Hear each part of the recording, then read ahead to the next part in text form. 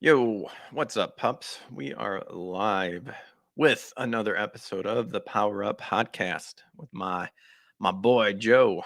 Joe has graciously just said I will come on the show and hang.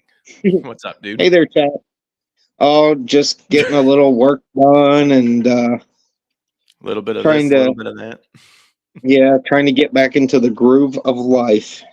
Mm, You yeah. know, of being doing my doing my job, which is sometimes some nights it goes really well and I get a bunch of stuff done, and other nights it's like my brain has forgotten how to draw pictures. It doesn't make any Oh sense. no. It is what it is. Oh no. Well, I'm sure you'll pick it up real quick once you get back into Yeah, it's like the riding a groove of bike. things. But yes, we got some topics that we'll go ahead and talk about. I found some fun stuff to talk about, and then of course, yeah, we could always see if it gets us salty or whatever. but It but might. well, let me see here. What do we got? What do we got? Let's see. I did see this one was it's a kind of an old story, but I just find it interesting because I don't know, Joe. If are you a big One Piece fan? I'm not like a huge fan of it, but I admire its Hmm. its bigness and the amount Yeah. of characters and character. Like I can appreciate like how did one person come up with all this? It's insane. Yeah. So yeah, while it's not really like my thing, Mhm. I have a high respect for it. You could say. Yeah. And have you I mean, obviously from that response, I doubt you kind of checked into the Netflix One Piece sort of thing. Like, I mean, I haven't watched it, but I've looked at what other people have had to say about it, mhm, and I like that it's getting a really positive response from most people. mhm. It's not Yes. like turning into one of these like let's just have a culture war over it. It's more or Yeah. less like everyone likes it, and there's two or three detractors nobody listens to. So Yeah.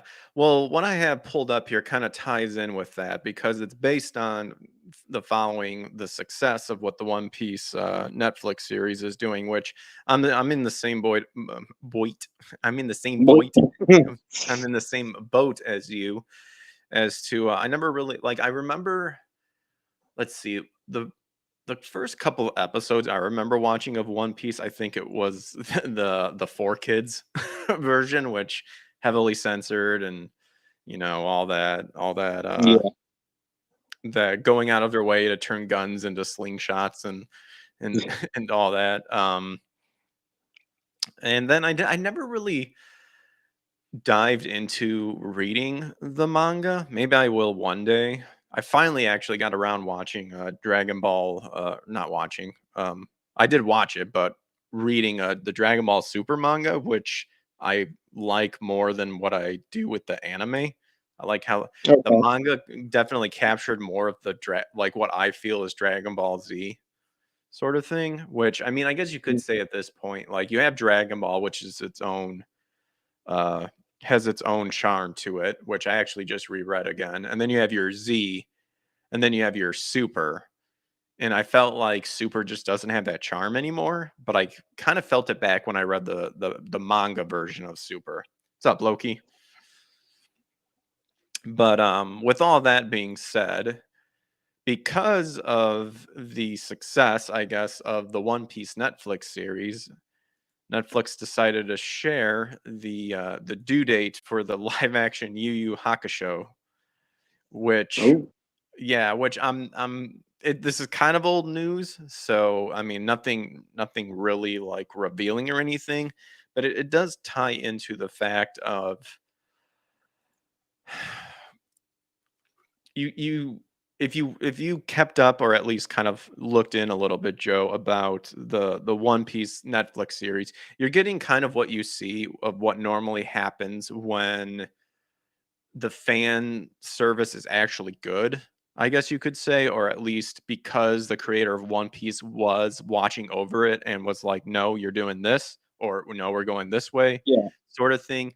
You have that. So the fans are like less on their, you know, their guard isn't as up as what it would be if it was just some director from it, but it's still Netflix sort of thing. And then that kind of ties Yeah, into the yeah. whole idea of like, well, is this series like really good just because, we've been given crap for so much that we'll take mediocre and like bump it up to that it's great series sort of thing.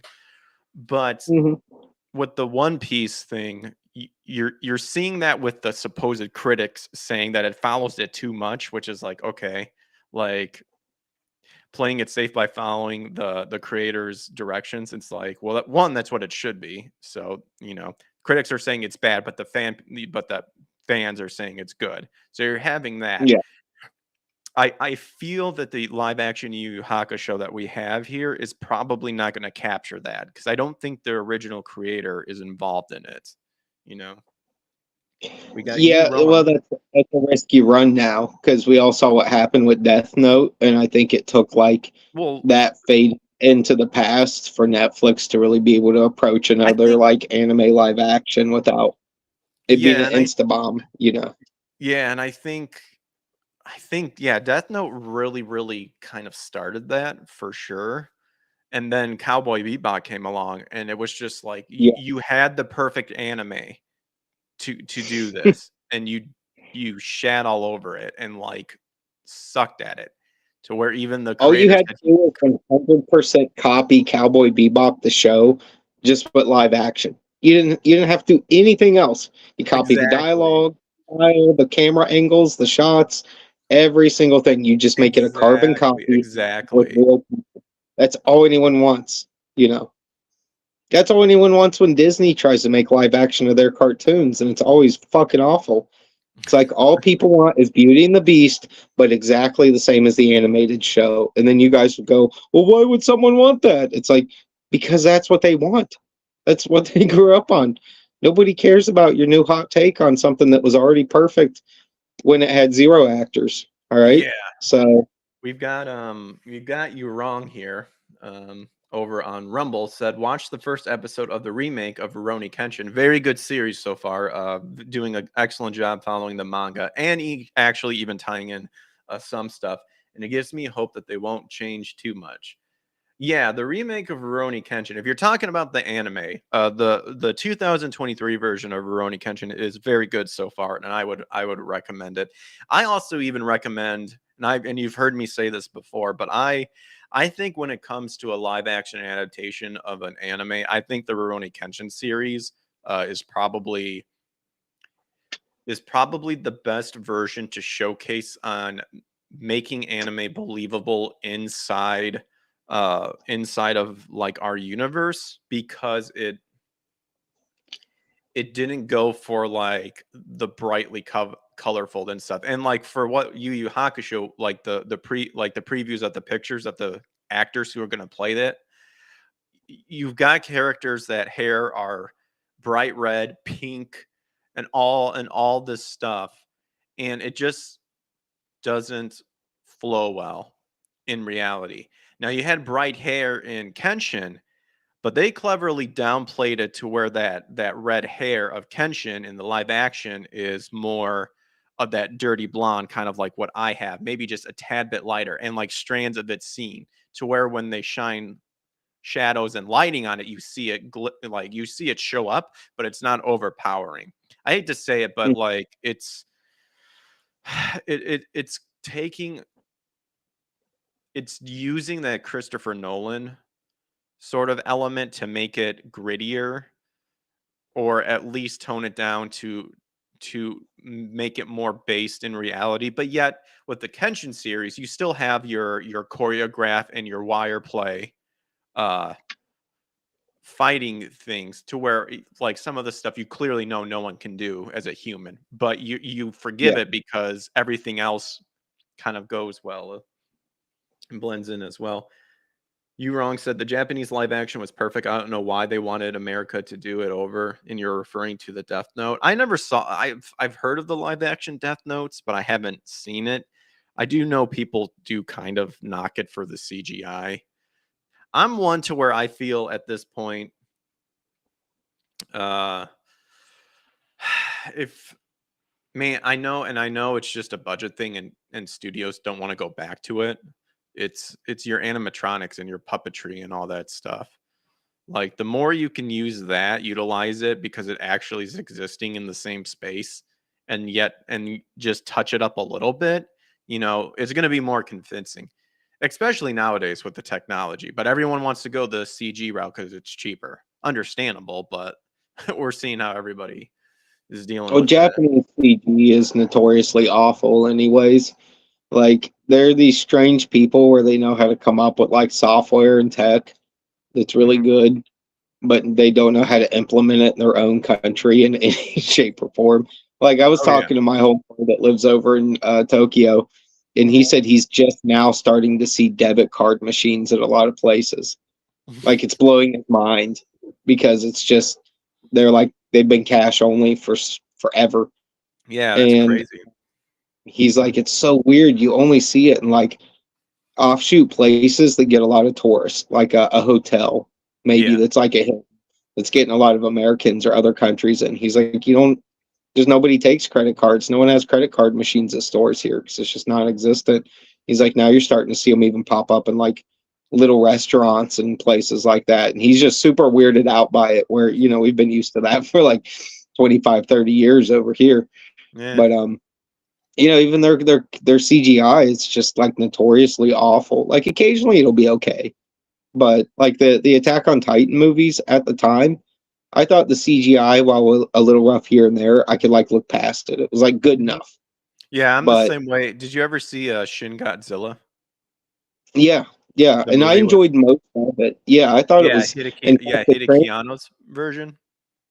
yeah, the transformation was probably my favorite part. I loved it, and I loved the not the laser tail as much, but like that when he does the nuclear breath and the jaw Yeah, separates yeah. and the flame increases, and it like I love how he builds up things. Like I know Mhm. the Japanese like to go from like form to form, but when it's like not even going to a new form, it's just the thing they're already doing being up the level. Like when Goku's doing Uh-oh. a KO and it We've starts, got a you know, $20 super chat. Oh my oh, goodness.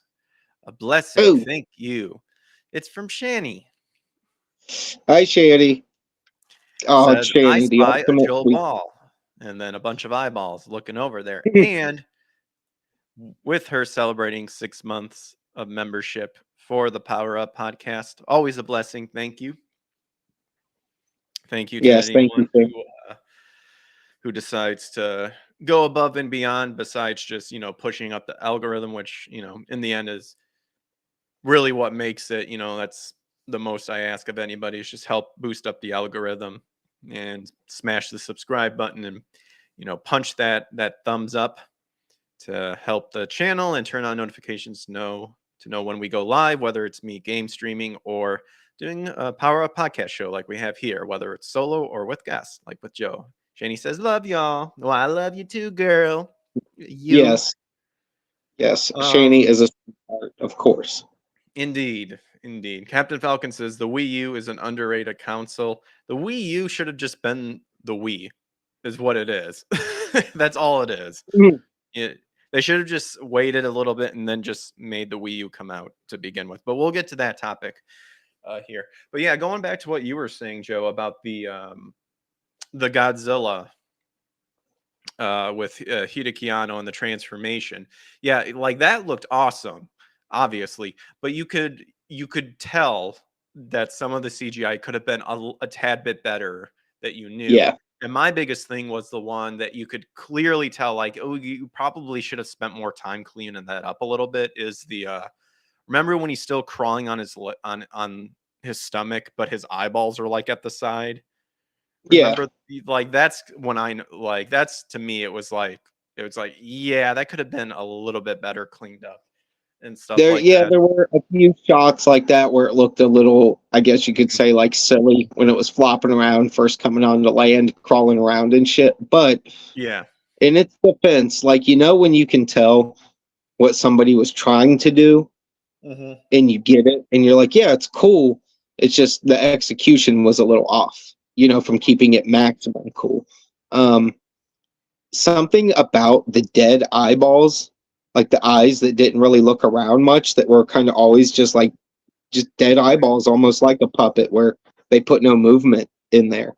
Hmm. I actually, that was one thing that like I liked a lot about it, because I thought it was weird. And once you got a little more used to it, like once you Hmm. looked at the movie long enough, that like the CGI didn't feel as obnoxious. It Yeah, aided to the weirdness of Godzilla. It made that critter even stranger and more uncomfortable, I since mean, it I didn't. I guess I was getting more of the fact because I like the design. Mine was more of the fact of you still see it to where like you gotta find that perfect blend of the lighting with the yeah. CGI compared to the uh the live action because every movie is shooting it in that that dark bluish color sort of thing or it Uh-huh. needs to be that sort of thing. And if you don't have good lighting or cannot match that lighting with your CGI that you're propping up against and stuff like that, you're not going to blend it well. That's kind of what I noticed when I was referring to that part of Yeah. that scene in It did. It looked very much like a computer animated Godzilla just shoddily dropped into a live Mhm. action scene. Like it was so apparent. And you're Yeah, that's kind of what I right was there. getting There at, was which is something where it just wasn't, well, like yeah, the nighttime exactly. scenes were great, but the daytime scenes all came off a little odd. Like nothing quite looked. Exactly. It's Yeah, like that different I know what lighting. you're saying. Yeah, that's what that and that's kind of like the weird thing that I at least notice is like it always seems to be that specific thing where it's like, oh man, throw that shadow coloring you're using there, just drop that sucker down to like, 10% more. Like Mm. change those black levels a little bit darker and I'd be more convinced sort of thing. But, that's summarizing it. You're wrong You says I'm know, poor. Sorry, I can only like and participate. Oh, um, oh, you're talking about like super chats and stuff like that, guys. Like I've said this before. Like always, always check with yourself first and make sure that you're financially okay. Don't put yourself financially out there. Make common sense. Just make smart decisions. Like you come first. You guys come first. Any blessings that I get, like I'm super appreciative and stuff like that. And don't don't put yourself financially out there if it's gonna not so much break the bank, but if it's not in your budget, don't worry about it. That's why in the end, that's all I say is just help boost up the algorithm and subscribe. So, the Lord will provide in the end. That's how I look yes. at it. But why don't we actually get to the article that I pulled up? It's from our wonderful, never wrong, never grammatically incorrect, and spelling top notch. Bounding into comics. Mhm. Bounding into comics. Does that mean they're like jumping into the comics because they love it so much? I think so. I Or think they love the comics so much they can't stop bounding into them. mm, or is it They're like chronic bounder enters. all right, so what I was getting at before we once again always go off on a tangent, but that's what I love about this show because we'll be Yeah. talking about this and that, and then we're now talking about you see that one weird video of that bird floating in midair. That's weird. That glitch in the matrix. That's where we go. So That following fucked six. my mind for like a week. Following success of One Piece, Netflix announces release date for the live action adaptation of Yu Yu Hakusho, and they actually have a picture, and that's kind of what I was talking about earlier. Um, so they showed a release date, which is just in a brief trailer, but this is kind of what I'm talking about right here. So Hyusuke right here isn't too terrible because Hyusuke's design is that he has the black hair and the gleam, um, the lighting that reflects off of his hair is going to be that green tint color. So they Yeah. kind of have it in his hair, but you're seeing it more of his color style and like the background and stuff like that. And Yeah. um, I wonder if they actually have pictures of it's the other ones like Kurama and I mean he is pretty bad about but that's more so the costume because to me when I saw the live action people like I was like oh man this is coming off very like fan cosplay. Like we all got together and we decided to do a fan film sort of thing. For those unfamiliar with Yu Yu Hakusho, the manga was created by Yoshihiro Togashi and was released, or excuse me, serialized for 4 years, beginning in 1990 in Old Weekly Shonen Jump. Okay, so they're just kind of padding the article here about what Yu Yu Hakusho is and all that thing. But So we got the trailer right here. I'll mute it just in case.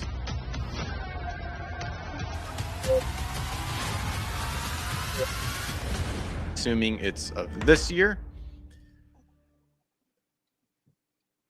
So it's been released December 14th. And again, and we kind of touched based on it, is I don't know what Netflix is thinking with, if they're hoping that because they had such good reception with the live action One Piece, that they're like, well, I guess people will absolutely love, Yu Yu yeah, Hakusho because of the success of the One Piece. And I still feel like I don't I love Yu Yu Hakusho. It's one of the first animes I've watched.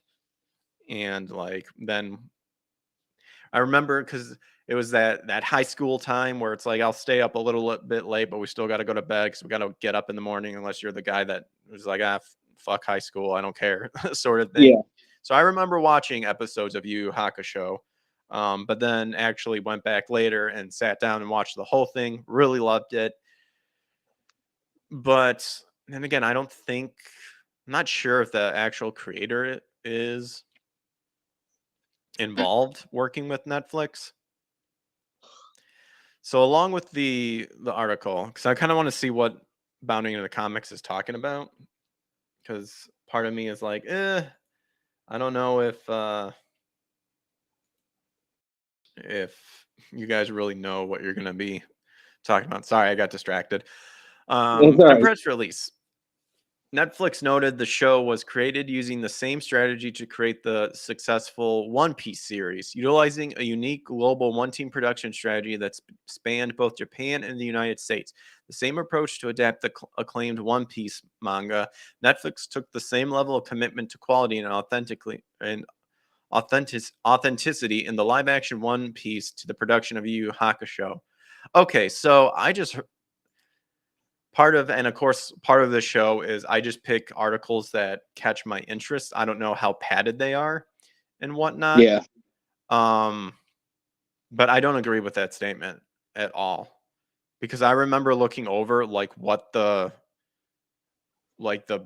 background of what's going into the production and stuff, and they I don't think they have the original creator behind and watching over everything and going, no, that's not what I intended it to be, change it now, sort of thing. hmm, That's Let's be real, that's why the Netflix series succeeded. Let's be yeah, completely honest here, is that they couldn't weasel in stupid um ideologies. And from what I've seen, there's some stuff in there that kind of they race swap some stuff, but that's kind of nitpicking sort of thing. But the main thing is that the original creator was there, Oda, and he made sure that nothing fishy happened. And I don't think this is the same case with One Piece. So that's why I don't really have hopes for it. So I've got the Netflix. Is that showing up on? Oh no, it's not. I clicked the link that they posted, Bounding into Comics, talking about like a press release. So I'm looking at this real quick. Director, here we go. Yeah, it's not the creator. The creator's not in charge. Not in charged. Not in charge, like Charles. Show charge, Sugikawa. charge. Zachary says, Joe Ball, oh hail. Hey, hey, hey! What's up, Zach? Yeah, yeah. And again, I hate to say it, but if the original creator is not there to have any sort of say of going, what the hell are you doing? No, we're not doing it that way. You can't trust Netflix with it. You can't trust them. We saw what they did with Cowboy Bebop, and the original creator said he couldn't even get through the first episode. He couldn't stomach it. Like, so I don't know. And I knew this was going to happen. Like, when I saw this article, I knew it. I knew it that Netflix is going to be like, whoa, One Piece was so successful. So now we know Yu is going to be successful too. No, that's you're ignoring what the fans were demanding that happen. And the fans got it, and that the original creator was involved and oversaw the Netflix series, and even went out of his way to condense it to where it could fit into a Netflix series, into a smaller series compared to the manga. Well, too, just in excuse me, in Netflix's defense, a lot of Japanese creators have self-admitted that like they don't care about shit for the West, even if it's their product. Mm-hmm. And they're like, hey, I get a sweet payday and I don't have to fucking do any work. I can just sit at home and Netflix gives me checks. And I don't make work for the West. So if I'm hooking them up with Cowboy Bebop or something else, go ahead and do what you want. I don't even care if it flops. And it's like a weird mentality because I get that they're like, look, what I do is for Japan. That's where my focus is making sure the people of my country are going to be most happy with this. But it's like Mm-hmm. you guys are kind of like big shots now. You got to understand this. In America, your books are selling higher than any other comic books have in the history of our country. So from a place that's pretty well known for its capes and its tights and its superheroes, like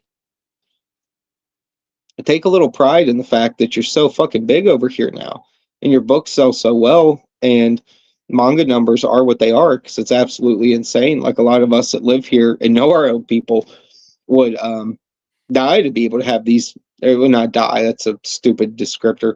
We would I'd give die. anything to have that audience scale, you know. So put the screws to Netflix a little bit. Tell them you want to run it or it's a no go. Instead of just being like, well, I don't care what happens over there. Not my problem. I get a So payday either way. I They was just I say was have a mul- reputation to maintain. You know what I mean? yeah, I was multi-listening to what you were doing while also skimming this press thing, because I kind of wanted to see why they feel confident that the show is gonna succeed over here. Hmm. And I guess they have an international dream team. It's also assembled to bring the epic tale to the screen, tapping into the most advanced CG and VFX technologies from around the world. That's what they're claiming in this thing.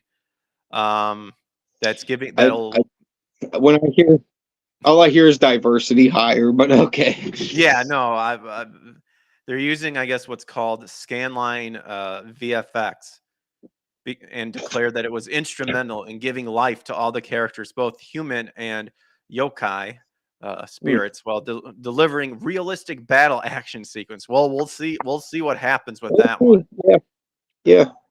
I mean, to And then, their credit, in Death Note, they did good on the look of a lot of things. Like they failed trying to bring the story the way the Japanese told it. But like his name's slipping me, but the main demon that Ryuk. yeah, Ryuk. He looked awesome. And Willem Dafoe did a good job voicing him. Like that part of it particularly was really cool. The That way was the only the Death best part of it. Is anything with yeah. William Defoe is Ryuk. It was the best part. I'll say this though, my wife had knew nothing about Death Note, and she thought it Mhm. was a really good movie. I think if you show it to a standalone person that has no context, Yeah. a normie can really enjoy it because all they're seeing it for what it is like a cool little interesting idea packaged in something in a way they've never seen. Where they don't know that there's a version that's a million times better.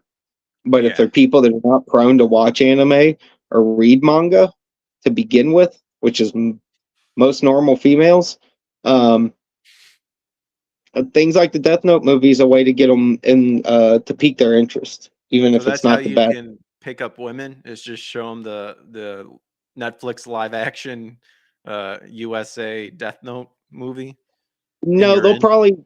they'll probably just leave your house immediately, but you can, Oh, okay. if they stumble across it on their own, you know, I get you.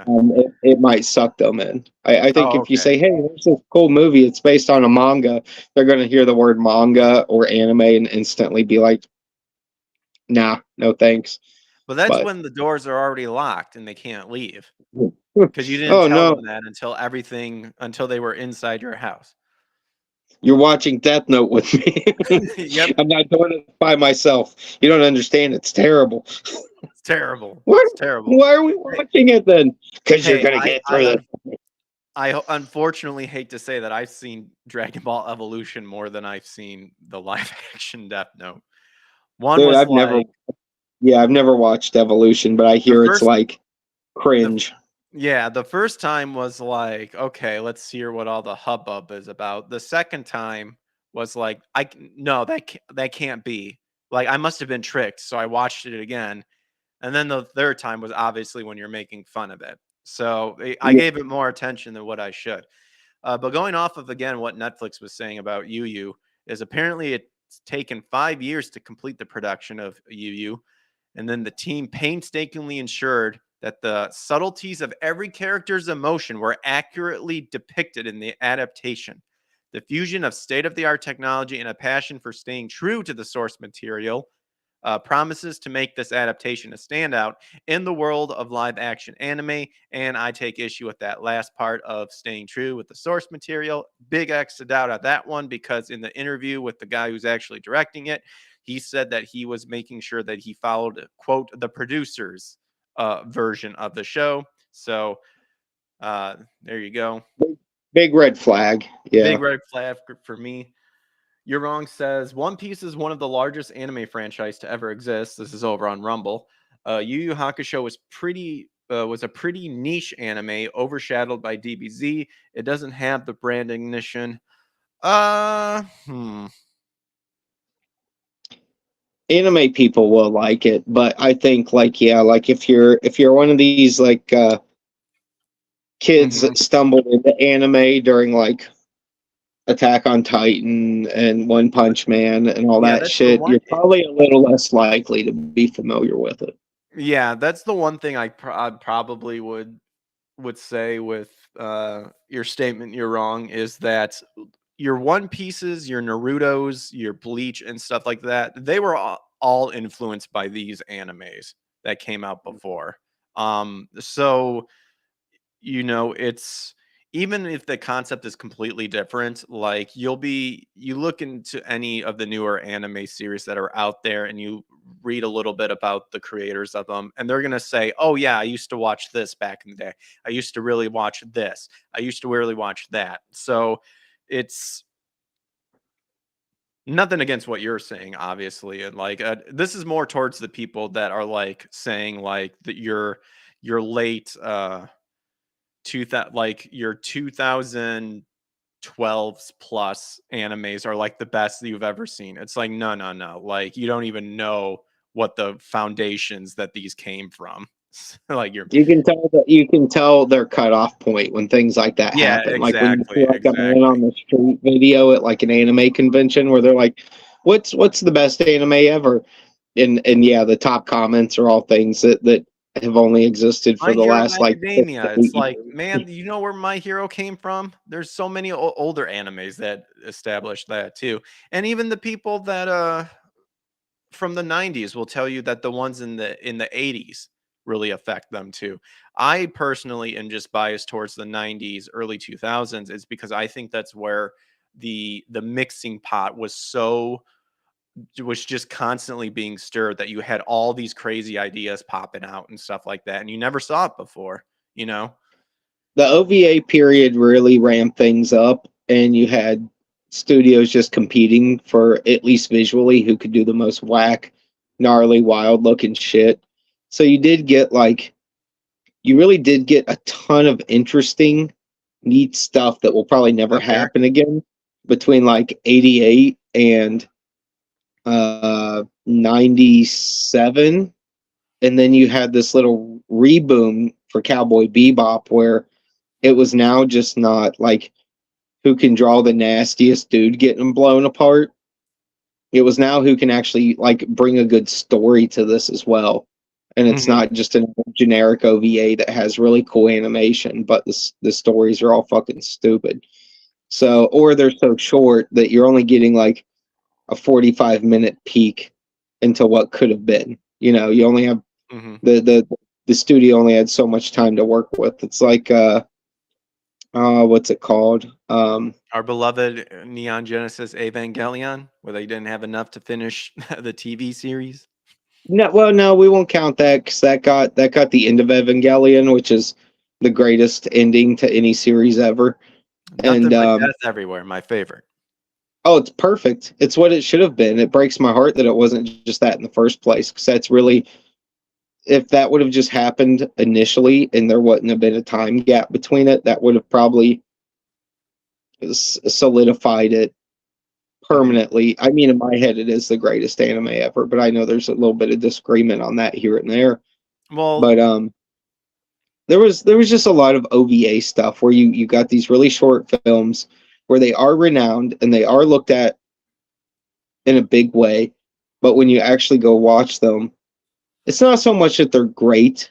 It's that they did some cool things with the animation or tried a completely different look in some cases. mhm. And the guys that still really stood out though were the Studio Ghibli films, the stuff like that, DBZ, the stuff that stood out for a reason. While we got tons of it, but yeah, like there was a golden age for anime, and you're talking about it. And when people have no clue about any of the stuff that came from that era, it's a little disheartening because it's like Yeah, it's a all disservice. they know. Well, all they know is like 2D computer generated anime with a little bit of hand drawn for like the characters themselves. Like Yeah. I tried to watch like Demon Hunter. I've tried to watch or is it Oh, yeah. Demon Slayer? Can't remember. Demon Slayer. Demon Slayer. I think there's a I tried Demon to Hunter watch. too. Not Yeah, like I've the tried to number watch a 2, lot. but like TOO. Yeah, but a Well, lot of these newer anyone shows are just not even visually fun. And when people are like, the animation's so good, it's like, no, it's not. It's flat and stupid looking. Like, go watch some actual hand animated animation. It's fucking insane. Go watch Akira and get back to me. There's nothing yeah. that's been done Well, visually that even comes close to that. So, anyone who has to disagree with Neon Genesis Evangelion, I mean, And this guy must be a fag. they're just that. yeah. Go on now, get if you disagree on Evangelion, you've got mental problems. Mhm. You don't know what quality is. I'll just put it that way. Like there's something I found in the world that I didn't know existed for a long time in my life, and it's that there were people that did not understand what the difference between things that were good and bad. And I'm not talking morality; I'm talking quality. And it's like I saw it first and foremost when I started playing guitar, like worse than anything else. There'd always be this one guy that would swear to God a Fender, or not even a Fender, a Squire, which is Fender's like made out of the country brand. A Squire Stratocaster was just as good as an American made Les Paul. One cost $200, the other one cost about 2,000 at Mm, the time. It costs even more now. Now, anyone that thinks the $200 guitar is exactly the same and just as good as the thing that costs you $2,000 is out of their fucking mind. It's not the same. If you just played the two, you would know for a fact it's not the same. There is a clear quality difference in every single aspect of the instrument, down to every last detail, because one's made extremely well and handcrafted and tested to no end, and the other one's assembled in a fucking factory in Mexico, and they just make sure the pickups work and then they throw it in a box. Like it's not the same.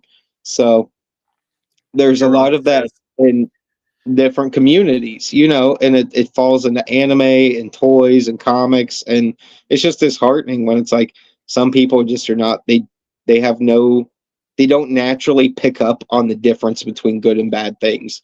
It's all just shit they watch and just You're entertain wrong. themselves Over with. on Twitter, or on Twitter, over on Rumble, it's throwing fisticuffs.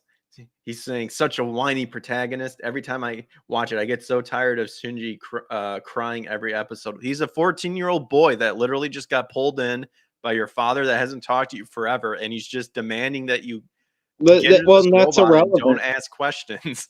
Just get in there and fight. Yeah. The whole point is there's giant organic god creatures fighting each other and attacking Earth, and we have a few of them maintained. But the problem is there's crazy people running all of it. Yeah, There's that's not one sane person in the process, and it's Shinji's just he's got to be there because his mother's soul is in it. He's the only one that can make the thing work right. You got to have that correlation rate so that it actually functions. So yeah, like no, you're literally having. here's the catch. It's a mother-father story in so many ways, down to his issues with his dad, the fact that his mom was gone when he was young, and you would have no point in her soul being in that giant critter. You would have no point for it going berserk to protect her baby boy if her baby boy wasn't locked away inside of her. He's a little child. She's protecting her child. She's not protecting some valiant fucking superhero.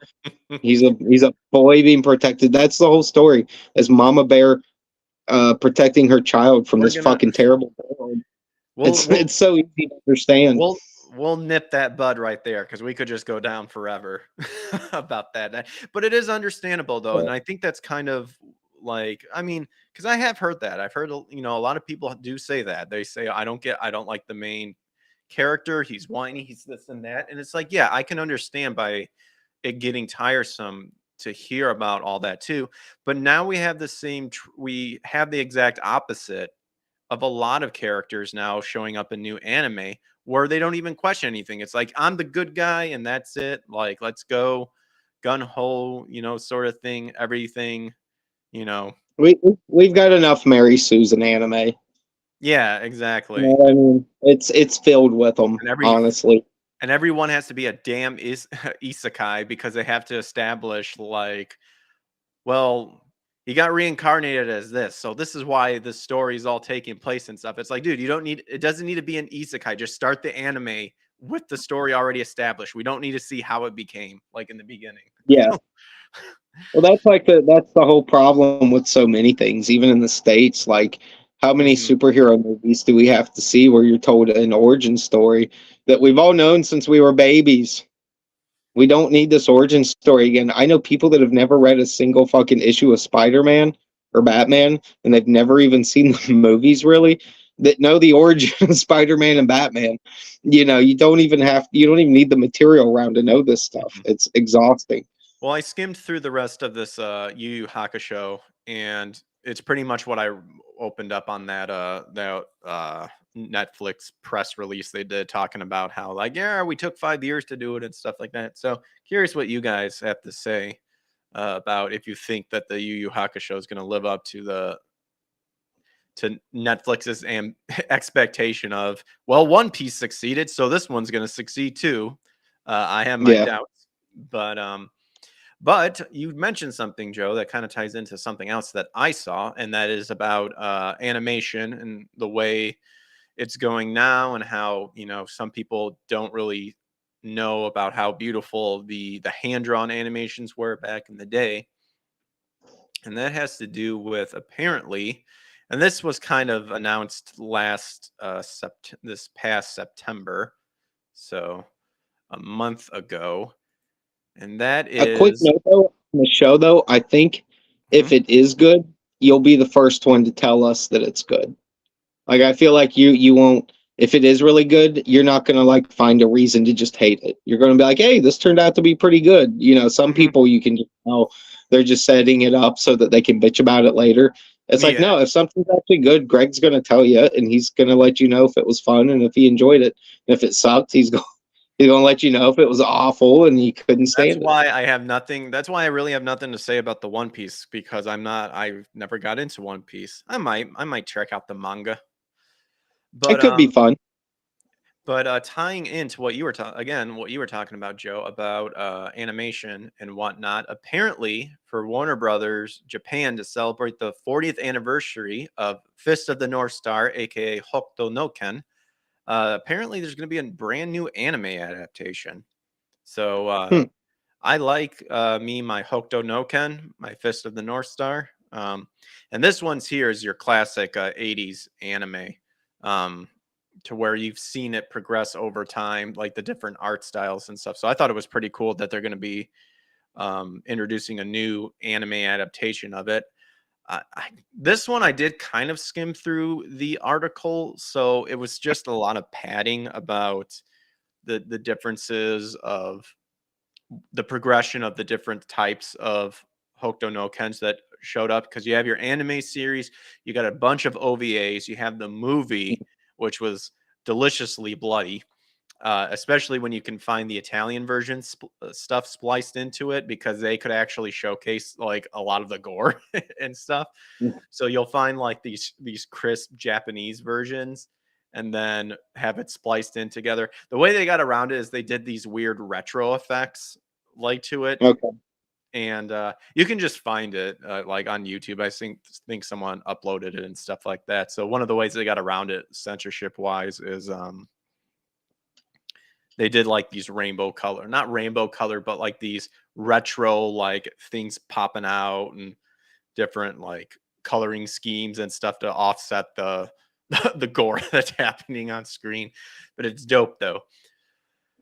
So announced on September 13th, otherwise known in Japan as Hokuto no Ken, it's talking about Fist of the North Star. The series will reportedly be a completely new adaptation of writer and artist duo Tetsuo Hara and Buranson's Seminal's manga, replete with voice actors brand new to the franchise. So, like as you can see here, you got your Fist of the North Star, like from episode 1. So you've got that animation style too. Here's your manga versions of it.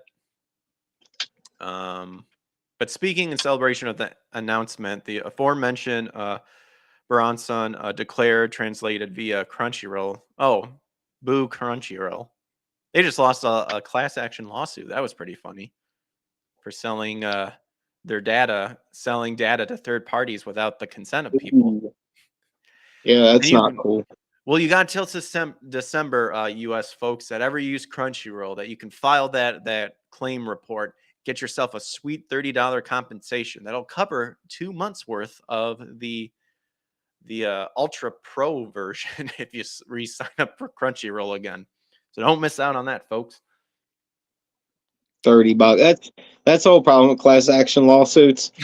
Everyone gets like $4.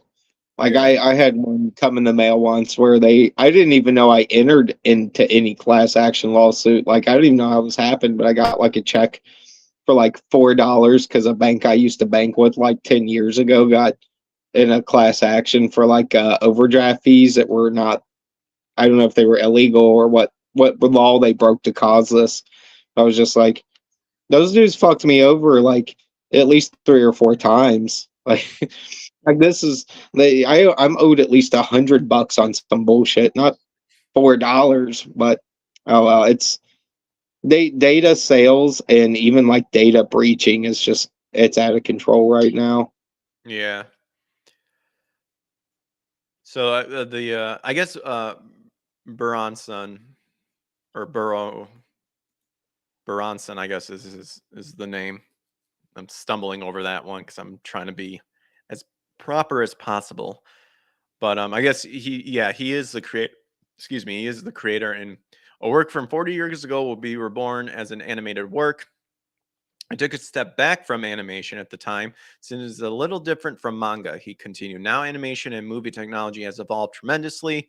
How will that cook up Fist of the North Star, Hokuto no Ken? Moreover, the principle of new anime production is to depict the original work with great care. I'm so looking forward to it. My work, which has been loved by many fans over the past 40 years, will make a comeback as an anime.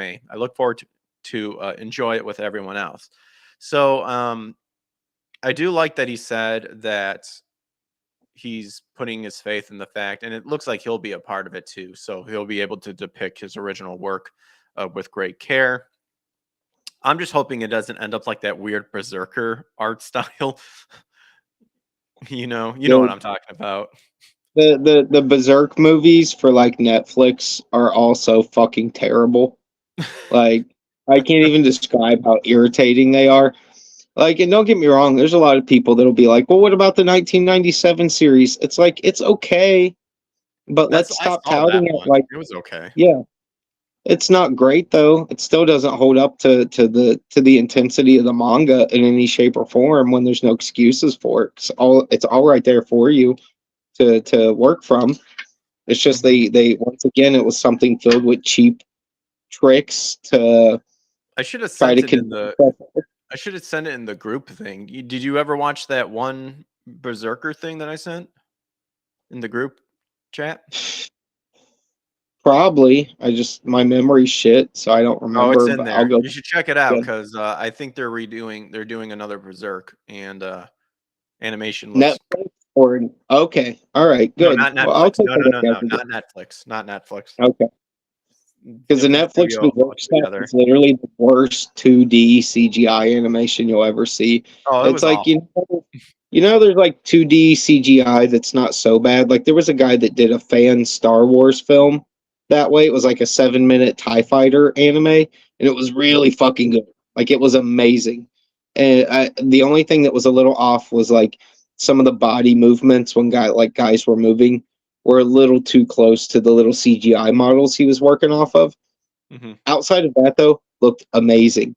I've seen so many people use the exact same process he uses to get from point A to B, and their stuff still looks like shit. It's like they can't decide what they are.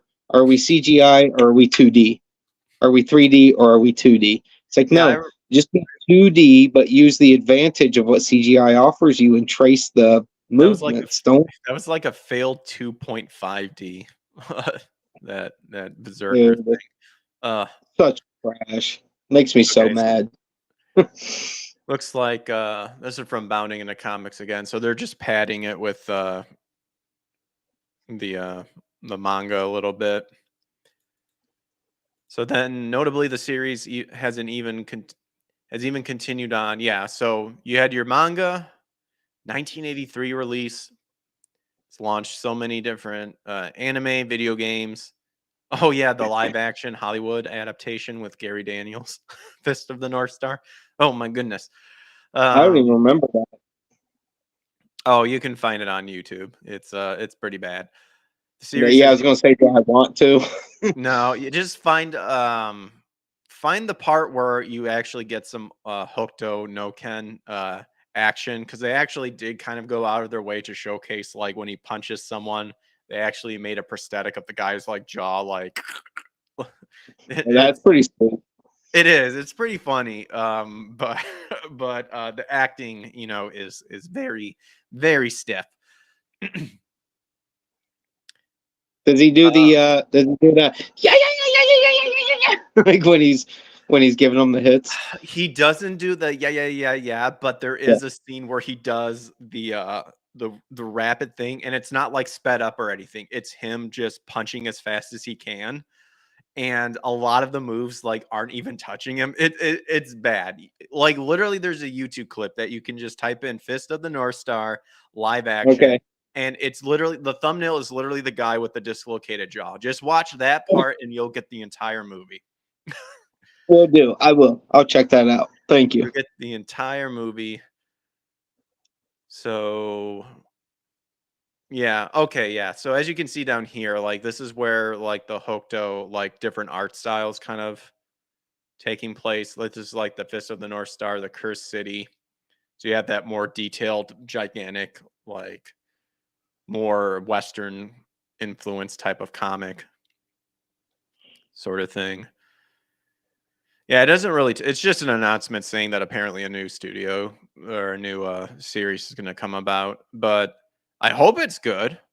So I like like this style. I liked pretty much. There was like some other OVAs too, where it's that really like you can tell the difference between like the art style there and then like that right there, where they really took the liberty of having with anybody new to Fist of the North Star, the art style consists of the main character being depicted as he's buff, but like the bad guys are like towering over, like above him. These abnormal jacked humans, and the protagonist, Kenshiro, has the most deadliest uh, martial arts there, and he hits people and they explode because he's hitting their chi points and stuff like that.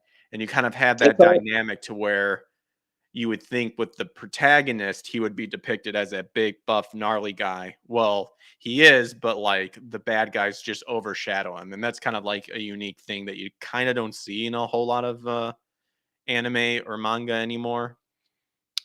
So yeah, because definitely unique. it's like everyone's normally like 6'5" in that world, but all the bad guys are like 13 foot Yeah, tall. they're like You straight know, up like that's just Nephilim, what like happens. gigantic Yeah, people.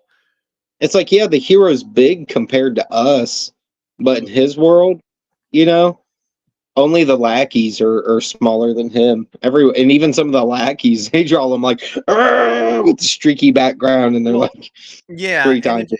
it showcases like kind of to show that possible overwhelmness and like that dooming implement that could happen on Kenshiro, but he's like insanely invincible. So it's like nope, bam, bam, bam. Because you will notice like a change in the size difference between people. It's just that the author really overextensiates it when he wants to have a nice, beautiful shot showcasing on how dangerous an enemy can be by like increasing them, like you said, like 12 feet tall and stuff like that. But like, Looks cool. Yeah, yeah, it's for a fact. Like sometimes things don't have to make sense hmm if the whole purpose is to just give you a feeling. You know, it's like yeah, it doesn't have to make sense that this guy is went from looking about 10 foot tall to now he looks like 15 feet tall while he's hovering over our hero. You know, it's the everything about Fist of the North Star is so exaggerated and over the top that hmm these are the kind of things that make sense about it. Like that's part of the fun of it is that it's so ridiculous and so different. Like I know a lot of people compare it to like Mad Max and shit like that because of the dystopic style it had, but I it's mean, its own thing. Like it's truly one of exactly. those Japanese products that's 100% its own thing. And yeah, it was inspired a bunch of other things or by a bunch of other things, but all that stuff came together to create a whole Mhm. universe that's all I mean, that's what itself. stuck So out to me was the I guess for lack of better terms, the disproportion between the characters where it's like, well, he's really gigantic in this panel, but here in the next panel that he's shrunk a little bit sort of thing. But that's all part of the charm and yeah, intentional it is is. to Yeah, showcase it that. is. And you don't really see that, I think, in a whole lot of series that utilize that. I think that It was almost like a OVA trope for a while. You know, hmm like Fist of the North Star did it a lot, and then everyone started doing that kind of stuff. hmm Um, we don't see it as much anymore, but it's outside of like One Punch Man, but I don't count that because that's just a parody of all anime and manga.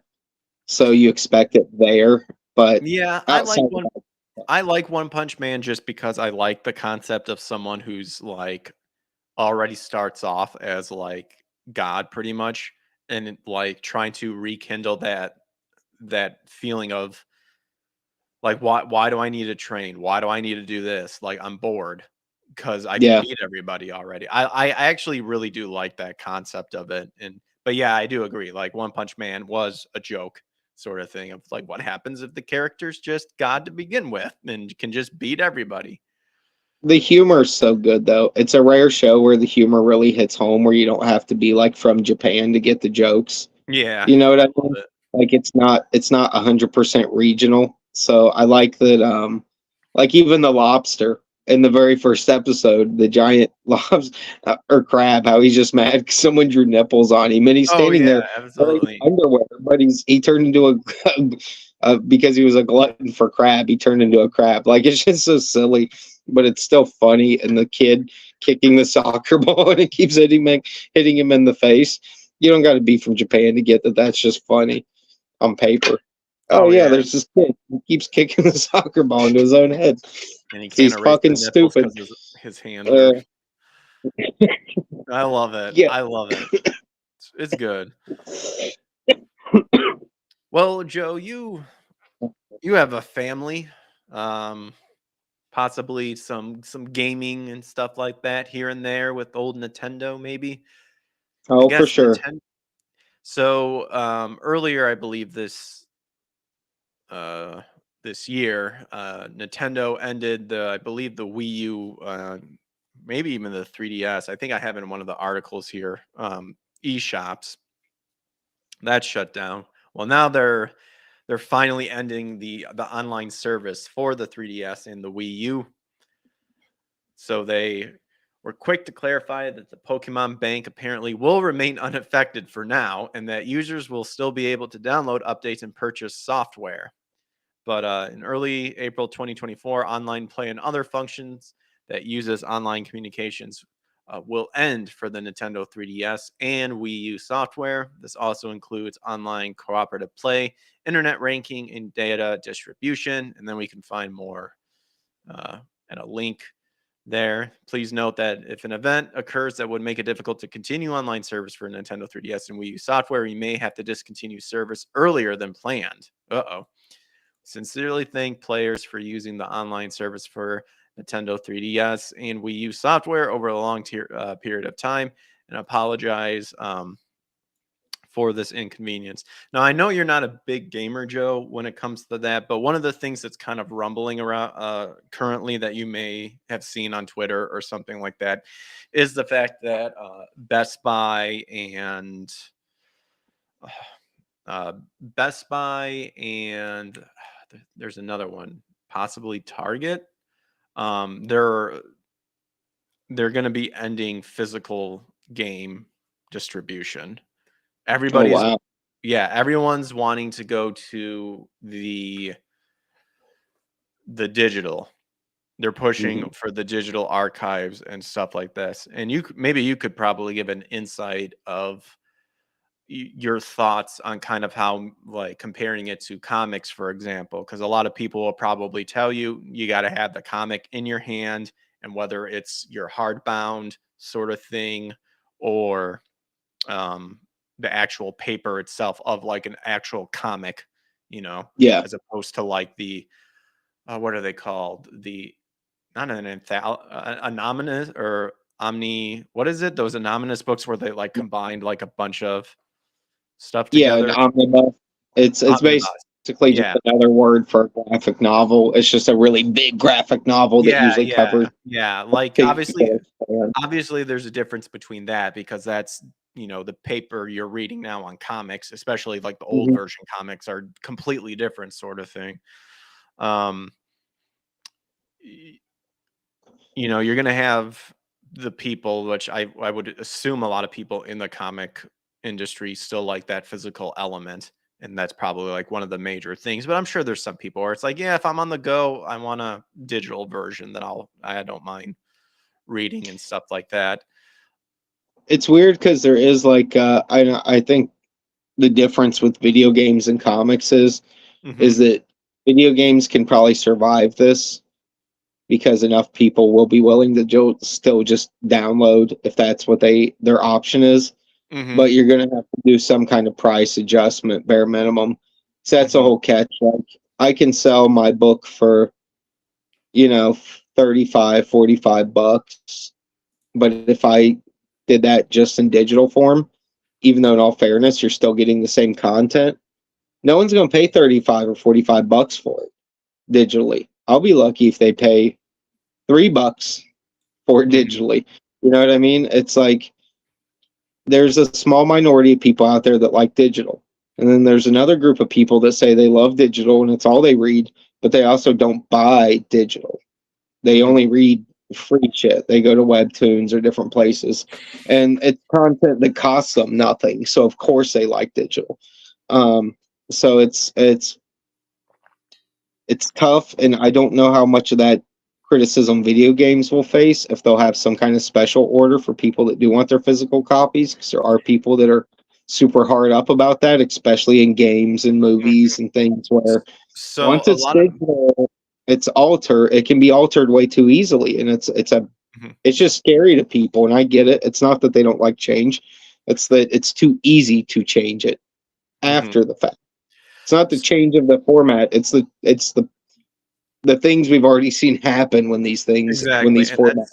and that's where a lot of people are worried about the physical elements slowly Mm. fading away, because I did a solo show where Ubisoft, like one of the people at Ubisoft, was like, "Oh, I don't think it's gonna go away, but it's downclining because the data showing that everyone likes digital download." But the big fear about these companies now that are determining like, yeah, we'll just fizzle out physical copies of games and stuff like that. The fear is the whole element of, do you actually own the game when you digitally buy something?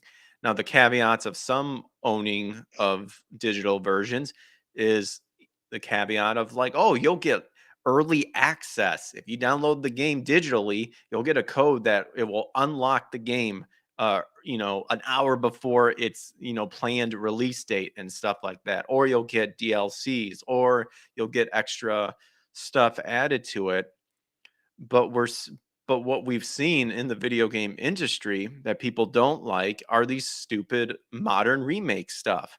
Yeah, we're going to remake this game, but we're going to update it for modern audiences. So we're going to clean up some stuff that was questionable back then, give a warning here, or just straight up change everything to fit with the current times. And the scary of it is what's going to stop the video game companies to start being like people like YouTube, with, for example, the whole Russell Brand situation, to where a simple allegation and they just go, "Yep, we're going to pull the plug on your digital library because you don't agree with our ideology, or you've been accused of something, so you're no longer welcome to use any of that stuff." And all that money you put into a digital download just gets taken away from you like that, sort of thing. That's the big fear that this is happening. So, and you kind of don't see that with comics, because there's a version of the comic out there somewhere. It's whether Yeah, you want to pay for it or not. And then that ties into the whole, what is it actually worth? Is it just being hyped up, or is it actually worth whatever amount it's going for nowadays? Same thing with video games too. Like the video game price of what games are nowadays are stupidly expensive. And Carl Jobst, a speedrunner, he actually did a video talking about how like these companies that rank the video games kind of purposely inflated it to make games a lot more expensive than what it is, because they don't care, because it's all about getting that quick buck, sort of thing. I'll say this though. I'm still shocked that like video games are very similarly priced to what they were when I was a kid. Like Hmm. I like if the production and everything about it's cheaper, um, the price should come down.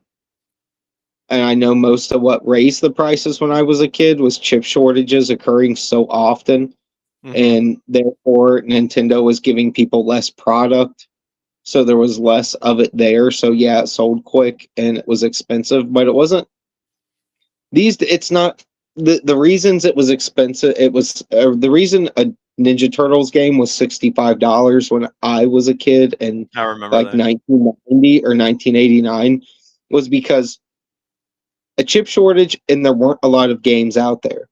Like in terms of that particular game, there were only so many copies at hand, therefore it was super fucking expensive.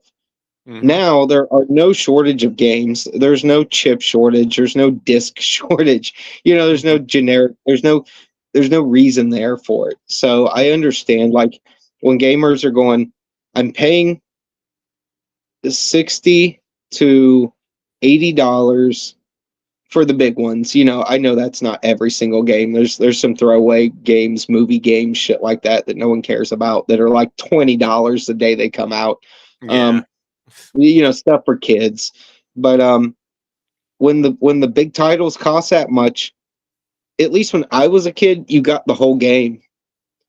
Now you're That's getting like a fucking quarter of a that's game. what I'm They and want you to buy all that's the what I was stuff. gonna and then then if they have the ability to just press a button and it's all gone, like I think comics, we don't have the same risk factor, Hmm. where with video games there is a bigger risk factor there, and I don't blame any of those people for not wanting to not have their physical copies, because there's like this laundry list of problems that could occur, where with comics there's a very tiny list of problems that could occur that are barely, no one cares, because no one buys digital to begin with, so there's not a lot of incentive for it on my end. Where on your guys' end, and I don't even know if gamers know this, but it's almost across the board for all pop culture stuff, and this will give a little context to people of also why companies probably see incentive to do this, is this applies to toys, um, video games, most entertainment, that's pop culture related. The core audience is almost all children. Now, I know that adult gamers and adult collectors kind of scream and yell the loudest because they're allowed to use Facebook because they're adults, and they're allowed to use social medias because they're adults. Kids don't have that luxury, so we're not getting the opinions and thoughts of the 85% kids that dominate this, compared to the 15 to 20% adults slash adult collectors that participate in this industry. And a lot of adult collectors and adult toy collectors and video game players and shit hate this harsh reality. But I can't stress it enough. When people say it's geared toward kids, or even if they don't tell you, but you kind of know it is, kind of like Minecraft. Yeah, it wasn't built specifically for children, but guess what? Children are the one that love it the most. There's no adult on planet Earth that will ever love Minecraft more than a child does. And I don't care how much you love it, you'll never love it more than a child does. And that's the people that they're going to cater it to. 80% of the people playing it are little kids. The other 15 to 20% are adults. 80% of their audience does not give a shit if they have a physical game. And 80% of their parents don't care either, because they don't want more shit in the house. Most of those parents probably don't care about video games. They just downloaded it on a Wii-U or a mobile to shut their kid up. And this is something gamers got to accept. This is reality. That It's you're always going to be outweighed by the fact that 80% of their market does not care about a physical game. And it's a very small minority, you guys, that do. And Mhm. I know it doesn't feel that way, but that's how this is. And you can find this statistic in almost any pop culture field, short of, it's the same reason you can't make a horror movie that's rated R anymore, because the purveyors of those movies are 13-year-old boys, so they're always going to make it PG-13. It's just how it is. That's 80% of their audience. The other 20% are the hardcore horror fans that grew up with fucked up rated R movies in the Mhm. 80s, that think it's normal to watch fucked up rated R movies when you're 8, 9 years old, just because boomer parents were lazy as fuck in the 80s and didn't check out anything their kids were looking at. Like, people have a lot of weird things they've set up for themselves over the years mentally that they think's okay or rational, just because they grew up in an era where life was relatively calm and people had money. And so, because life seemed normal, it made them think it was normal that their parents let them watch RoboCop get shot 10,000 times and blown into 1,000 chunks when they were 8 years old, or watch a guy with a machete walk around and butcher people when they were 8 years old. I'm sorry, guys, that stuff was only normal for a 10-year period in American history. It was not normal for a parent raising a kid in the 70s. It was not normal for a parent raising a kid in the 90s. It was only normal for a parent raising a kid in the 80s. And those are the exact people that think they are the bulk of the audience as well, and they're not. They're 15 to 20%. They've got to Mhm. live with this, because most people eventually get too busy to give a shit about video games. So Mhm. it's just,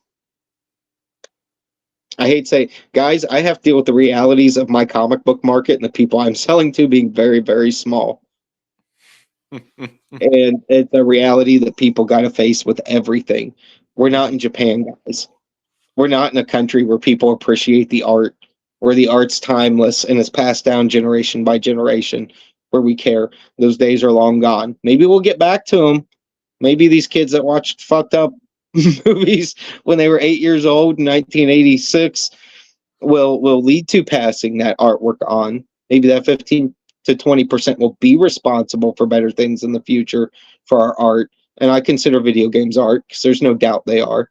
There's so much work put into stories, graphics, pre-production, character design. It's art.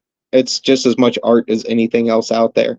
And as a guy that understands where even the gamers are coming from, even though it's not a huge investment in my life, I'm glad they're protective of it. I'm glad they stick up for it, but they've got to accept some of the financial realities of the companies that make the stuff they like. You know, Hmm. be glad Nintendo and all these people have been as cool about things as they have for as long as they have. Well, Nintendo's been pretty crappy with the piracy sort of thing, but that ties into. That, I mean, that's you said Japan. Yeah, yeah, you said a lot though that that are very very good points, and I think that's where the biggest, at least to me, my biggest concern with was with this whole physical thing being faded out. I just want the artist's original intention. yeah, That's what I want when the video game comes out. But now you're having all these companies having these regulations and purposely censoring stuff. And now you have to go out of your way to go, well, which version is the least censored? At least that's how I look at it. Or it's, well, do I just get it on PC and then hope that the modding community fixes it by uncensoring stuff and refix the translations or what have you? Because going back to the digital, you made up a good point about like you don't have any, if it's physically not there, it's not taking up space sort of thing. Well, there's been ports of old school Nintendo games that aren't actually a one-to-one port of the original for whatever weird reason, like the coloring's off, the translations got changed to get updated and stuff. And that's kind of where I'm coming from. Now, it's one thing if like a licensing issue takes place where it's like, sure. yeah, we don't have the music license for that anymore. And to be honest, we're not paying for it again. So we're just going to put in a new, different music sort of thing. Yeah. Now you're into like, well, yeah. Well, for me, I just be like, well, I'm just gonna get like a ROM version of it, and if I want to show my kid what it was like the game I played back then, this is it. Like this Yeah. is the game that I remember playing because this is how it was meant to be, sort of thing. You have that, and that's I'm right where I there with think, you on that. Yeah. and I You think that's want where, that. hmm, I said, yeah, you want that because, like, yeah, and that's it's where, frustrating when the licensing issues come up because we get it. Like, as adults, we go, I get it. You don't want to go to court and you can't afford sometimes to pay, even if you're a huge company. The catch is with licensing. If you go right now to like Disney or any company on planet Earth that owns IPs that you want to work with, no matter how you want to work with them, whether you want to put them on cups or toothpaste or draw a picture and be able to reproduce and sell it as a print, you have to fill out a request, or you have to know somebody there to go to with your request, and they will go through it and either take it or not take it. And here's the whole catch: every one of those requests says, "What's your budget?" Who wants to write what their budget is for a project on there as if that budget's solely for this one request?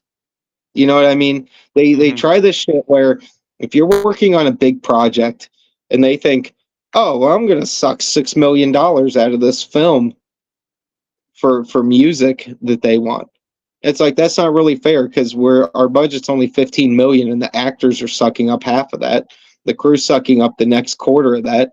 You start to run out of money to where it's like there ain't enough money to pay this much licensing for a grand total of like 12 minutes of music because most people don't even use every little piece of it in a project. So yep, it can get super expensive. Now, there are things where it can be cheap or cost next to nothing, but that all depends on what industry you're in and what you're producing and what you're making. Licenses get broke down really weird these days because they've realized you don't have to license one thing to one person. What you can do is tweak the license. So like it can be like, well, yeah, we let this guy use the music too, but he only wanted a 30-second clip of it and he added a side beat. So it's different. And you're like, but I paid you for the fucking license so someone else couldn't use it. Yeah, but he paid for a license for one with an extra beat. So, that's even in toys now, they'll be like, what kind of material are you making out of? Yeah, we sent exclusive for these guys, but we didn't say you can't, we didn't say they could use wood. We didn't say they could use this plastic. There's so much finagling on that shit that, Yeah. like, unless you have the right connection, it can cost a small fortune. And Mhm. if you're not good with the company or they don't know you yet, it can cost an even bigger fortune. Where if you have a built-in relationship, it's not that bad. But who has a built-in relationship with like 30 record labels Yeah, or and I a bunch of companies in Japan that make video games? They're already super weird about copyrights, super protective about shit. Your kids are getting screwed just because everyone's fucking uptight and they're never going to get to experience something properly. God bless the mods. God bless the guys that make ROMs and modify shit and make it proper or take it back to what it was because that version's lost to history mhm. somewhere. To this day, I still can't get the original dub of Akira like out of my head just from watching that VHS tape 1,000 times. Like, even if a character's voice is voiced by a new voice actor in the current versions of certain anime, I'm like, ugh, no. He Yeah. should always sound stupid like he did in 1988, even if it wasn't good. It's just what I'm used to. So Mhm.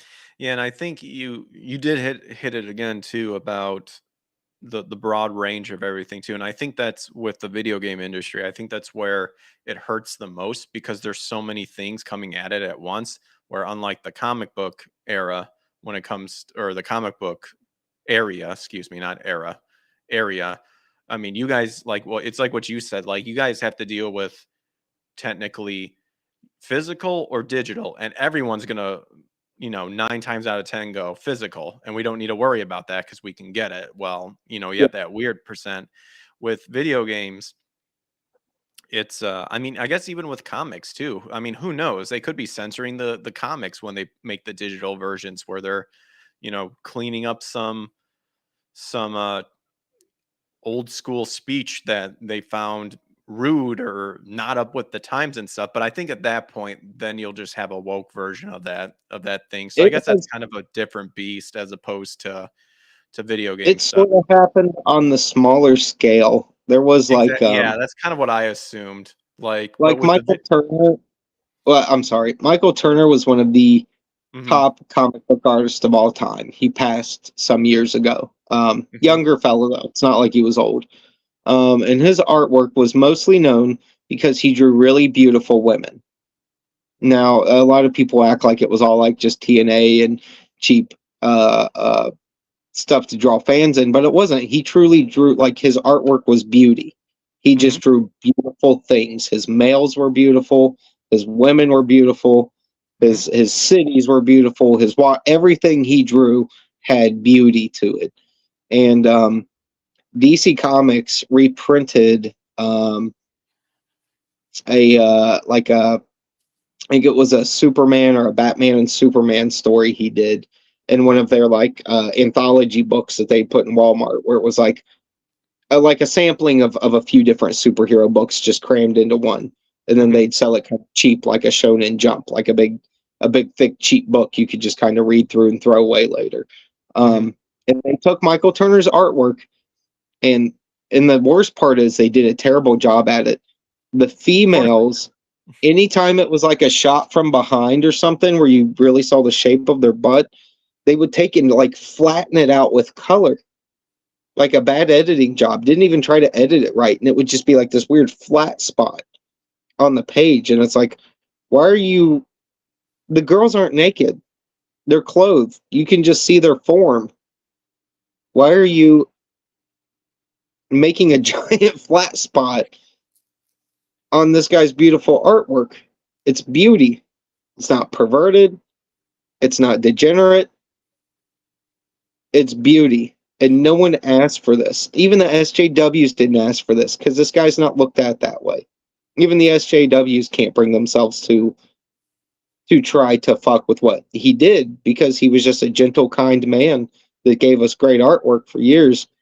And then even later, there was his name was Captain Marvel, but they eventually called him Shazam.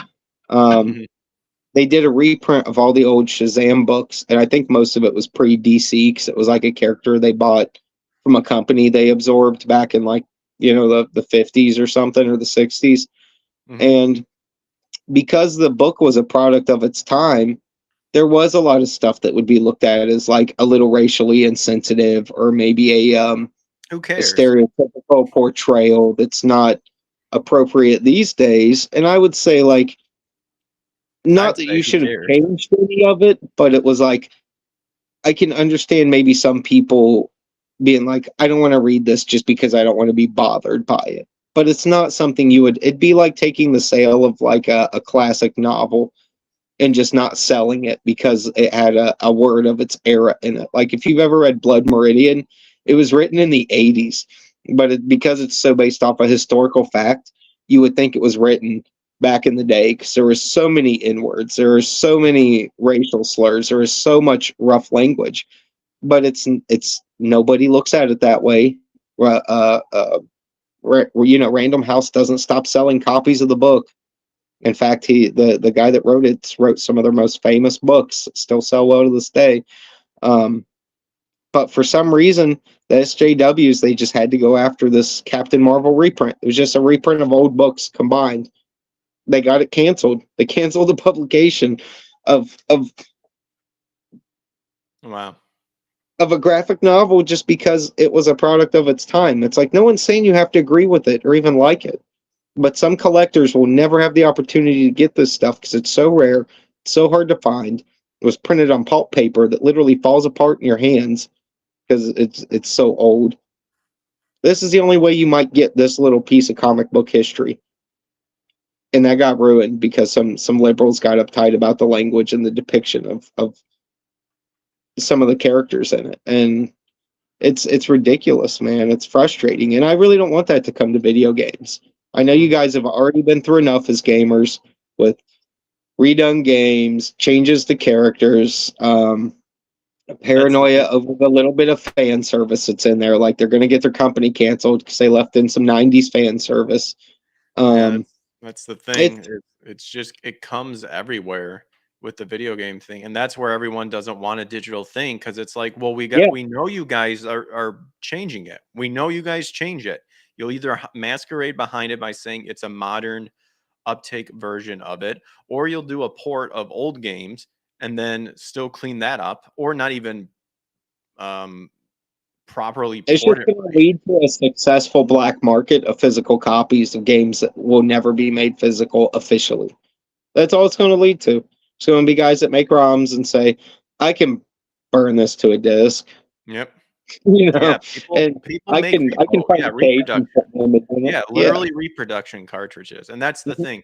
It's the idea of the companies will decide what needs to be fixed, and we as gamers will go, well, no, that's not what we're asking for. That's why we want a physical copy of it because we want, at least this is just me, I want the purest of the form that the original creators wanted to showcase to people at that time. And that's what everyone else wants too. And going back to what you were talking about with artwork and stuff like that, not only are they going that way, they're now trying to make every game to where it needs to be as realistic as possible. We need to use motion captures. We need to utilize the walking simulator, quick event times, sort of thing. Where like the charm of video games is a lot of times it's not about that. It's about the controls. It's about the story. It's about even just the style of the game itself. But now everything is just a glorified walking simulator that you're Why can't things just stay of their era? Like, what's wrong exactly. with it? Why And do we have to and change things to that degree visually? and because You you're know, going and because they're going all that route, and all that that pumping in all that money towards that and towards advertisement and towards this. This is why even the physical elements of games nowadays suck, to where it's like, I want a physical copy of it. Well, here's your Blu-ray. You don't get a manual, maybe a warning insert, and well, the case cover's reversible. It's like, well, back in the day, like what you were talking about on how games are like didn't really seem to change in price. Yeah, back in the day in 60, back for like 65 bucks or something like that. I remember going to Walmart and I remember the Sega Genesis did it perfectly. You had your beautiful cover art, you Hmm. had the plastic box that it came in, you had the tab that you literally could just take a bunch of them and right on the wall. You see exactly what you're getting. That's part of the case. And when you bought it, you got the game that was 100% complete or just really badly executed, and just they just said, fuck it, we're releasing it. You put Yeah, that sucker in there, it would work as long as everything was fine, your system was clean and stuff like that. And you had a beautiful, thick manual that either gave you colorful backstory, artwork, or a little bit of the introduction towards the game because the cutscenes didn't yeah. show it, and controls and stuff. You don't get that anymore. It's a separate thing, to not even part of the production or the development of stuff. You got strategy guides made by people completely different, or they'll try to bundle it together in a collector's edition that isn't worth the price of anything. It's not worth that much money to get it. Collector's editions are kind of like a It's what uh it's they're almost like a joke, they're one of those things where in your head, if you don't know much about this stuff, you would assume, oh, people gotta love that. It's all three games in one. But if you go into any like new and used place or any gaming collectible shop, it's the individual first releases that are always going to be the most expensive. Those combo packs are looked at as generic and like they're for people that don't collect, if that makes sense. They're for people that just want to play a game. Mhm. Um, Yeah, I'll well, tell you this is something that you don't even really see much more in any industry, but I think it would be maybe worth their while to give it a shot, especially with video games, more so because I think there's just enough demand for physical media that it could work. Back in the 80s, Hasbro, or not Hasbro, Takara, basically Hasbro in Japan, mhm, um, people wanted them to do this Unicron toy that at the time was massive. They had a prototype. It was something like 3.5, 4 feet tall. It was just a humongous transformer, and it never got colored or anything. They only had the gray version, like their original cast mold prototype. But at the time, they said if we can get 300 people to prepay and order this, which was it was common to order stuff through the mail and all that kind of shit, but not really for toys to pre-buy into something that was kind of uncommon. mhm, Um, they said we will produce these enough for the people that order them, but otherwise it's not worth the trouble. It's just too expensive. We literally won't make any money off of it. We'll go in the red, which is probably true. Um, and unfortunately, that didn't pan out then because we didn't have like social media and things to spread the word far and wide that it was even a possibility. But now you have people crowdfunding or kickstartering toys all the time at Hasbro through Hasbro Plus, where it's basically the same idea. If this many people will back it and we can reach this much money, we'll make the toy for you. We just got to know that there's enough people out there that are going to commit to this thing because it mhm. costs a small fucking fortune to produce this stuff. So give people the option, even if they don't want to produce physical media forever, if it's worthwhile, have a system where it's if you know it's a big game, especially like obviously don't worry about Hotel Transylvania Part 6, the video game.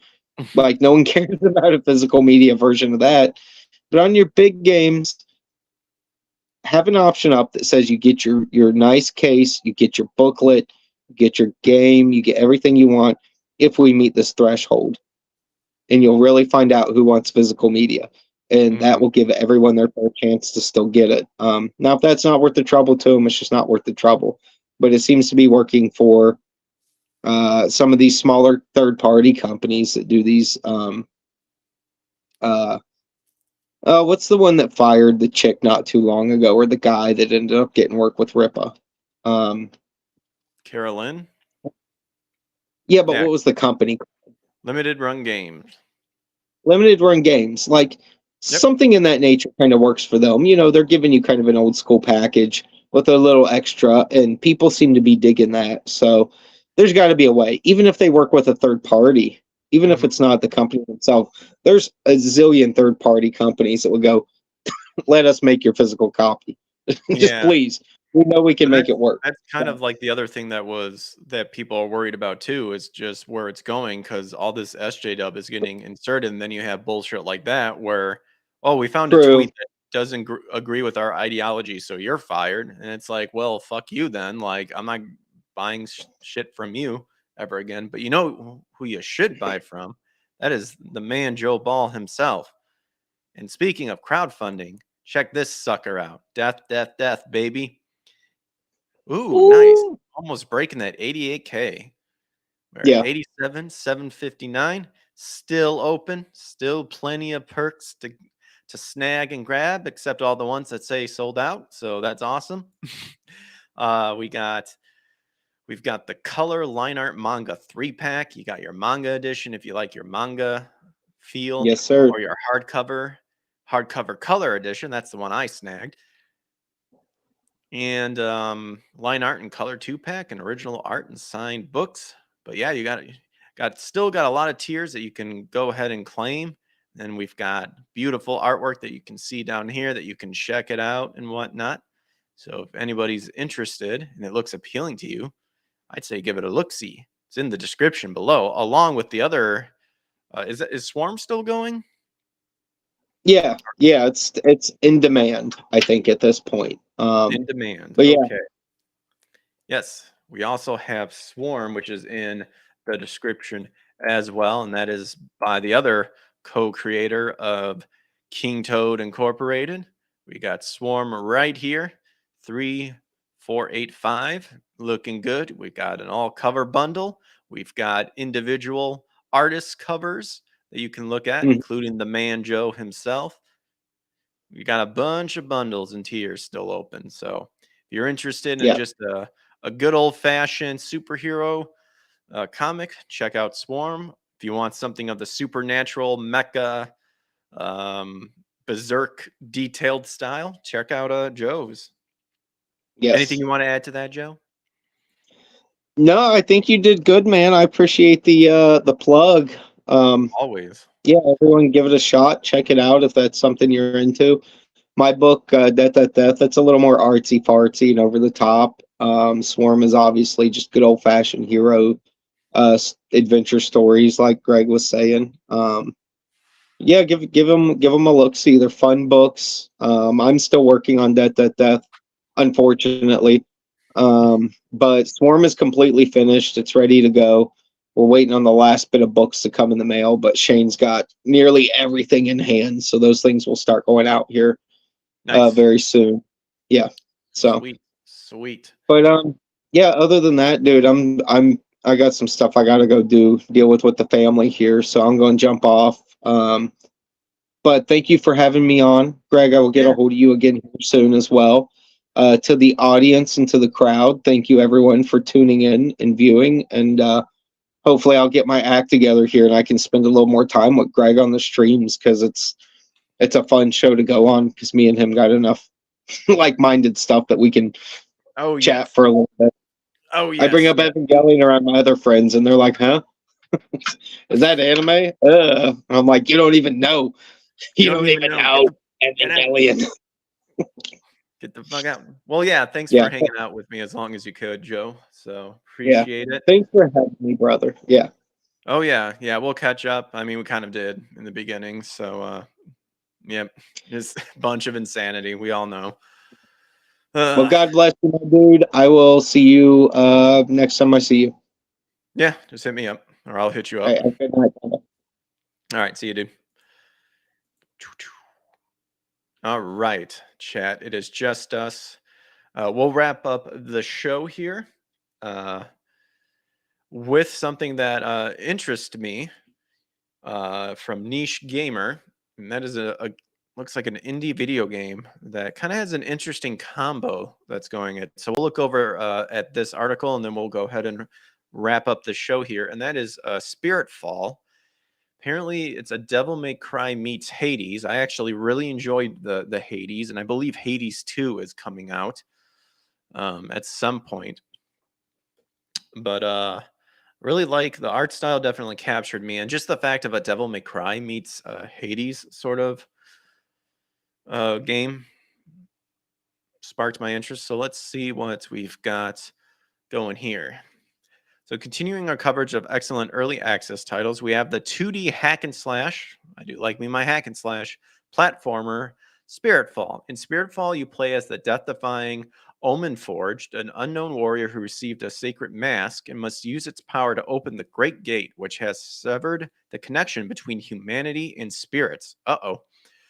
Spiritfall features a refreshingly deep combat system with launchers, combo extensions, directional based combat, and more. It's a blast to juggle enemies and make insane combo setups, especially because the game really rewards you for it, with wall splats being a very important mechanic. Nice.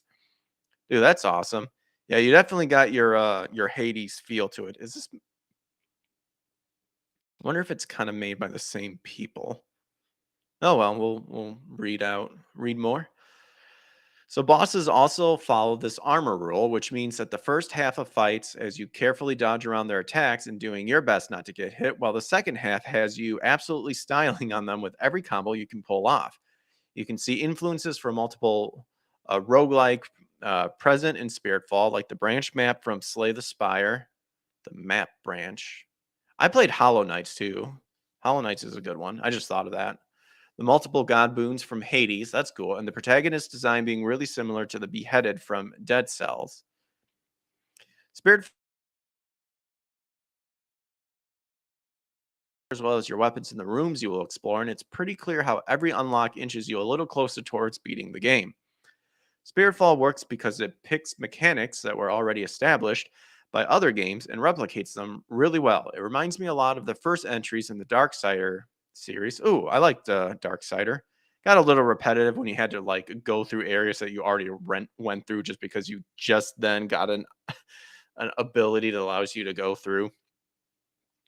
With a mixture of Prince of Persia, that's good, God of War, I'm assuming the OGs, and The Legend of Zelda. And that game replicated those mechanics so well that it spawned a franchise. It's definitely not offended, or I'm definitely not offended by Spiritfall's usage of established mechanics, especially because the game really does justice to all of them. There isn't a single mechanic present in Spiritfall that feels underwhelming or half-baked. The game even features a subtle style meter at the bottom right part of the screen, which serves as a multiplier for the amount of resources you gain after fights. It's quite clear that Spiritfall rewards mechanical execution, but that doesn't mean it's a hard requirement. You don't have to do some crazy no-hit speedrun just to clear the game, but if you can pull it off, the game will definitely reward you for it. Spiritfall is very difficult, don't get me wrong, but it's not a masochist experience.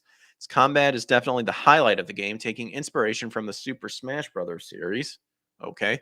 Combat had a really heavy emphasis on directional based attacks and wall splats, even featuring a mini game homage to the series, where you have to three-stock an enemy to receive multiple boons. Why did it say the Devil May Cry series, though? We haven't gotten to that part yet. Is this game already out? It says it's a preview.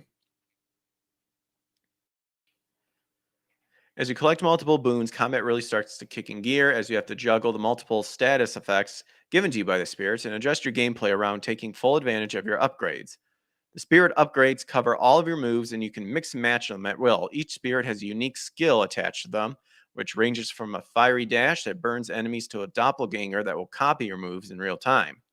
Each spirit has a very distinct playstyle intended for their boons, which the player can definitely lean into. And the ability to pick and choose whatever you want definitely makes for some really interesting build crafting. Fans of combo heavy games will definitely have a blast with Spiritfall, And it features an extremely impressive combat system coupled with a really engaging roguelike progression. The game scratches that character's action itch, and fans of a more popular roguelikes will be instantly at home when it comes to Spiritfall's mechanics. The game seems to be nearing the end of its early access roadmap, having released a new Spirit in September and promising a new weapon in October, which means that right now is the best time to try it out so you can get familiar with its mechanics before the weapon gets added. It's available on Microsoft Windows through Steam's early access. Okay, huh, I'll have to check it out. Ah, crap. Sorry. But why did they, niche gamer, why'd you lure me in with a Devil May Cry?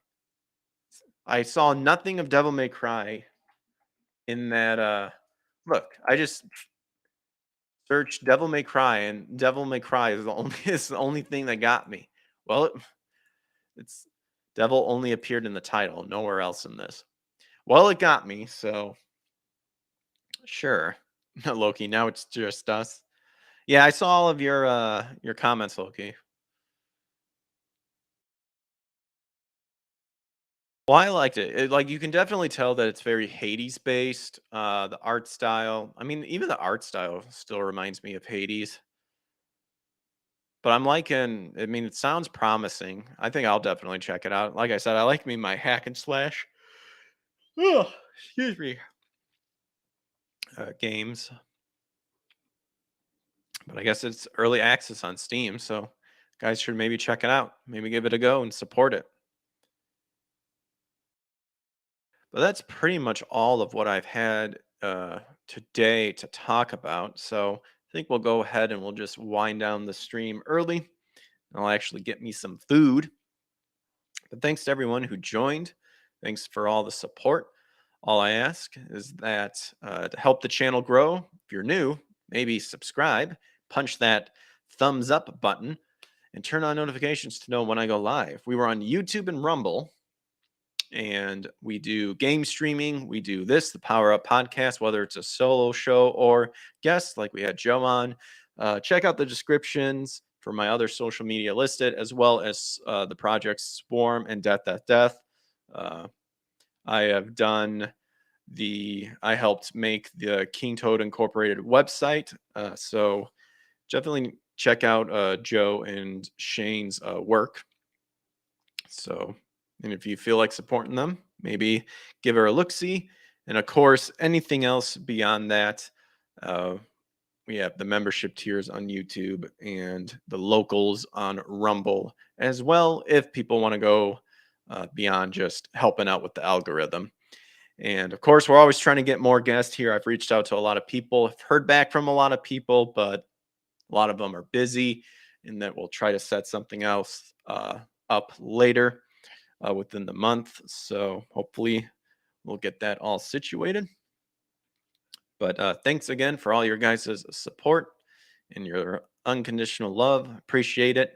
Feeling a lot better. I was feeling I was still in a depression bout, but we were slowly getting out of it. Just insanity happening in life as always, and not just around the world, but spiritually as well. But we got through it. We're getting through it. It is what it is. Indeed, indeed. But thanks again, you guys. Take care. God bless. Catch you guys later. You guys have a good rest of your night, and should be on tomorrow. If not otherwise, I'll see you when I'm on next. So take care.